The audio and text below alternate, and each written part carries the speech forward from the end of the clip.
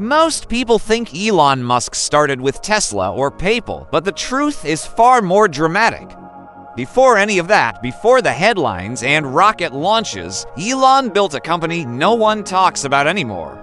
And he was betrayed by the very people who helped him build it. What happened inside that small office in California changed everything.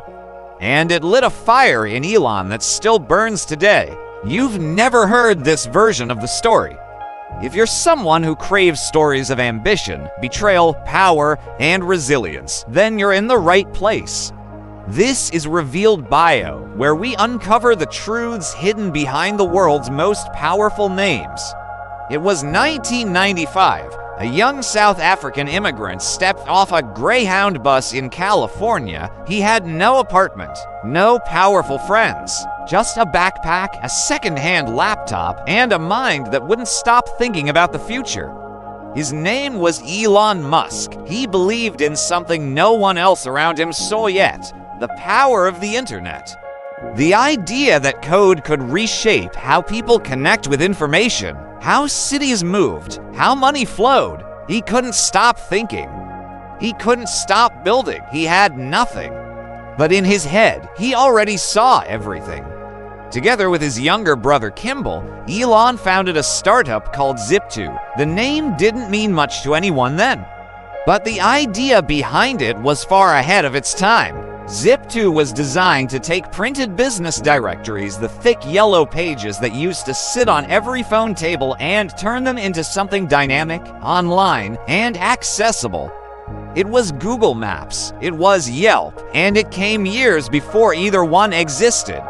They rented a tiny office space, too broke to pay for anything else. They couldn't afford rent and an apartment, so they slept on the bean bags under their desks.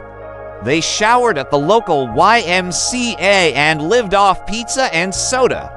Elon worked 20 hours a day, sometimes coding without stopping for an entire night. He barely blinked, barely breathed, and slowly, piece by piece, Zip2 began to take shape.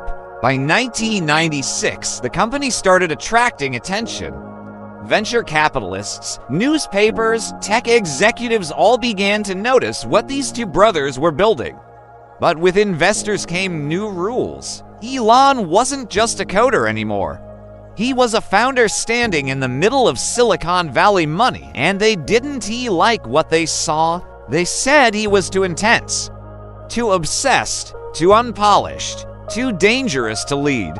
So they did what investors often do: they replaced him. Elon Musk, the man who had written every line of the company's original code, who slept on the floor, who had sacrificed everything, was quietly removed as CEO of his own company. He was devastated, silenced in the space he built, a ghost in the machine he had brought to life. The board didn't want his vision anymore, they wanted control. And yet, just a few months later, something unexpected happened. Compaq, one of the largest computer companies at the time, offered to buy Zip2 for $307 million. Elon's cut, $22 million. He was just 27 years old.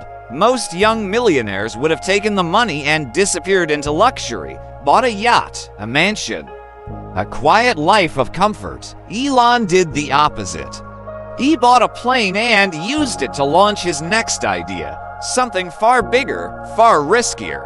A company that would take on the global banking system. A digital wallet before PayPal ever existed, but that's another story. Because this story, the story of Zip2, is the one Elon never forgets. It taught him a lesson that would define every move he made in the future. It showed him that brilliance alone isn't enough. That vision without power is just a whisper in a boardroom full of suits. And from that day forward, Elon made a silent vow: never again will I be pushed out of what I build.